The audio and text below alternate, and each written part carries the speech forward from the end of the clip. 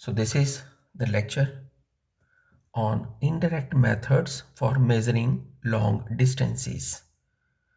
ये इम्पॉर्टेंट होता है जनरल फिजिक्स में एंड +1 का पार्ट भी है। हम इनमें से पहला मेथड यूज़ करने लगे हैं जिसमें हम लॉन्ग डिस्टेंसेस के लिए पहला कंसेप्ट लगाने लगे हैं measuring height of inaccessible objects. मैं इसमें सबसे पहले ट्रायंगुलर मेथड की बात करने लगा हूँ। बच्चों ये इनअसेसिबल ऑब्जेक्ट क्या होते हैं? Objects whose distances from the point of observation cannot be measured or calculated directly is actually called inaccessible object. I'm talking about a tower, I'm talking about a tree. It may be on the other side of a river. You cannot approach that particular tree or that height or that tower. तो हम ऐसी चीज़ों के लिए indirect methods का use करते हैं।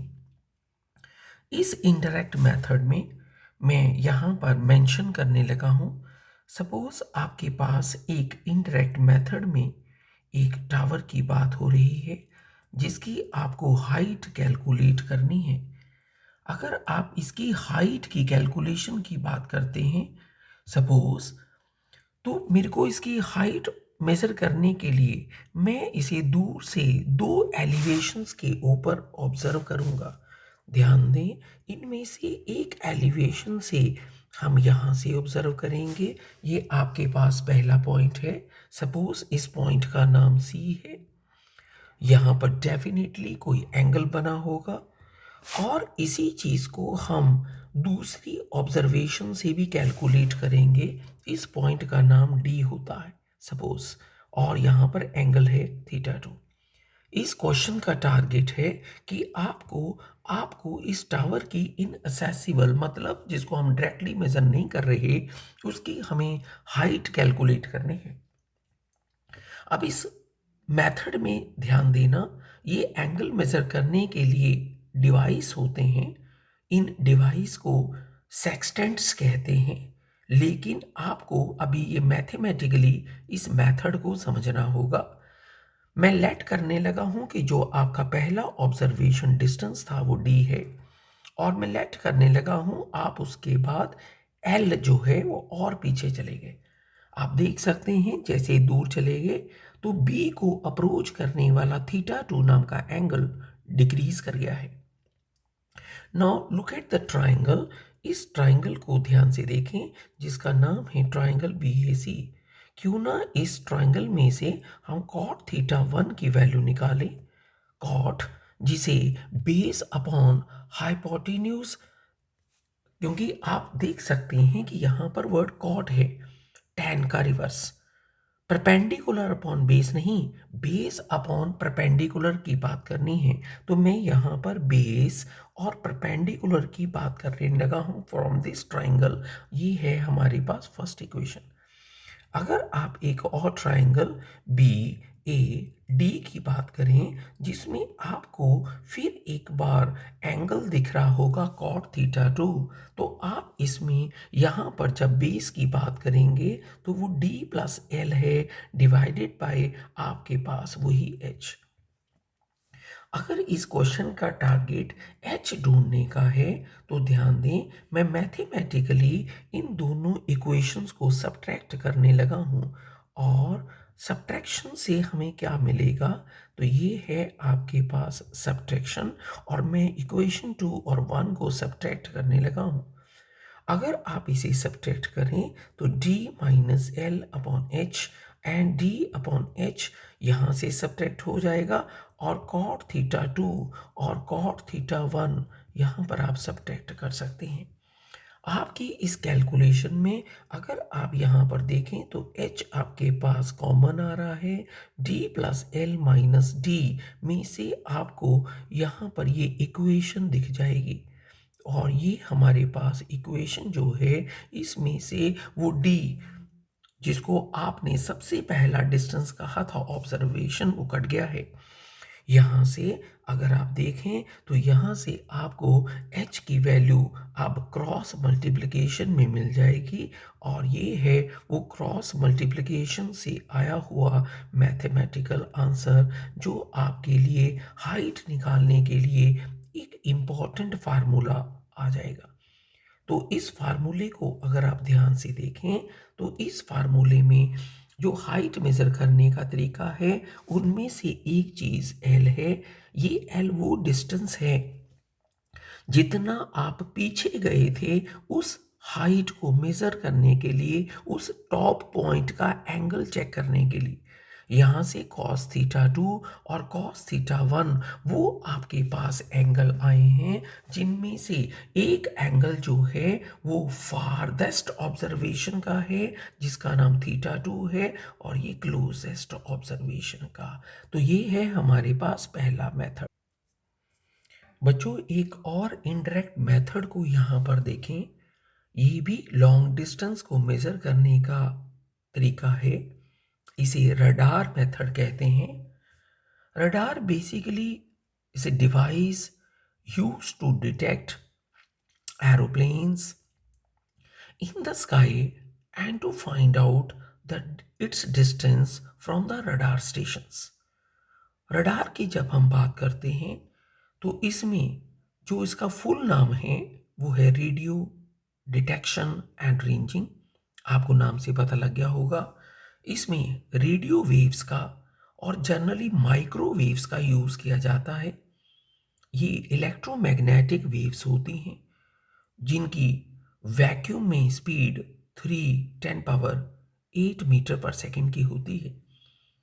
किसी भी एनिमी प्लेन या किसी भी प्लेन को अगर आपको डिटेक्ट करना है तो आपके रडार के जो सिग्नल होते हैं वो लगातार उस ऑब्जेक्ट की तरफ भेजे जाते हैं, और ऐसा नहीं है कि अकेले भेजे जाते हैं, वहाँ से रिफ्लेक्शन होकर उनको रिसीव भी किया जाता है। इस ट्रांसमीटर से आपको स्टेशन से सिग्नल भेजना है। ये बहुत फास्ट चल रहा है बिकॉज ऑफ इलेक्ट्रोमैग्नेटिक वेव, और आपको इसे रिसीव भी करना है। यहाँ पर रडार स्टेशन के ऊपर उनकी इको का टाइम, मतलब उस सिग्नल के जाने और आने का टाइम कैलकुलेट कर लिया जाता है एग्जैक्ट वे में। आप जरा इसे चेक करें। अगर हम अपने कंसेप्ट में लोअर क्लासेस में से स्पीड का फार्मूला देखें तो आप समझ सकते हैं कि स्पीड आपके पास डिस्टेंस कवर्ड अपॉन टाइम की बात हो रही होती है। यहाँ पर क्योंकि यूज हो रही हैं इलेक्ट्रोमैग्नेटिक वेव, इनकी स्पीड को c से नोटेट करते हैं, लेकिन यहाँ पर जो टोटल डिस्टेंस कवर हुआ है वो x और x दो हैं, जाने का और आने का, और यहाँ पे टाइम। अगर आप इसे क्रॉस मल्टीप्लाई करें तो आप इसे क्रॉस मल्टीप्लाई करके आप इस मेथड का यूज कर सकते हैं to find out the distances of these objects. फार्मूले में ध्यान दें, एक यहाँ पर c है जो इलेक्ट्रोमैग्नेटिक वेव की स्पीड होगी, t यहाँ पर उस सिग्नल की इको को रिसीव करने का टाइम है डिवाइडेड बाय 2, और इसके बाद आपको इस क्वेश्चन में कैलकुलेट कर लेना है वो डिस्टेंस जो कि एक्चुअली आपके उस एरोप्लेन का डिस्टेंस होता है। इनडायरेक्ट मेथड्स के लिए बच्चों एक और मेथड को देखें, इसको सोनार मेथड कहते हैं। Sonar word sound navigation and ranging से स्टैंड करता है।